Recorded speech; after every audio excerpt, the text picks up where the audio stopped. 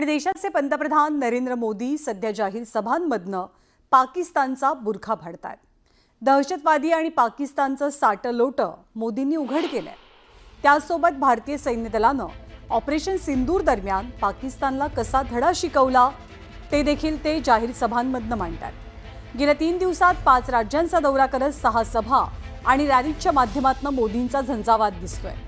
यापूर्वी गुजरात आणि राजस्थानमध्ये झालेल्या सभांमधनं पंतप्रधान मोदींनी पाकिस्तानवर जोरदार टीका केली। एकीकडे लोकसभा खासदारांच्या शिष्टमंडळाच्या माध्यमातून जगासमोर पाकिस्तानचा खरा चेहरा उघड करण्याचा प्रयत्न होतोय, तर दुसरीकडे नुकत्याच पार पडलेल्या जाहीर सभांमधनं मोदींनी पाकिस्तानला इशाराही दिलाय। त्यामुळे आगामी काळात मोदींच्या झंझावातामुळे वातावरण ढवळून निघेल अशी चर्चा आहे।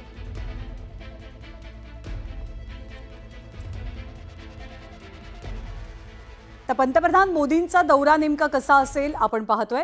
पंतप्रधान नरेंद्र मोदी गुरुवारी सकाळी सिक्कीमचा दौरा करतील। त्यांची एक जाहीर सभा होणार आहे आणि त्यानंतर पश्चिम बंगालमधल्या अलीपुरद्वारमध्ये पंतप्रधान मोदींची एक सभा होणार आहे। 29 मेला संध्याकाळी पाटणामध्ये त्यांचा जाहीर शो आहे, रोड शो आहे, जाहीर सभा आहे।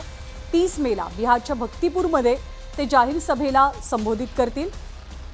31 मेला पहलगाम हल्ल्यातल्या मृतांच्या कुटुंबियांची पंतप्रधान मोदी भेट घेणार आहेत। तर 31 मेला त्यांचा भोपाळ दौरा सुद्धा आहे। भोपाळमध्ये एका भव्य सभेचं आयोजन केलं गेलं आहे।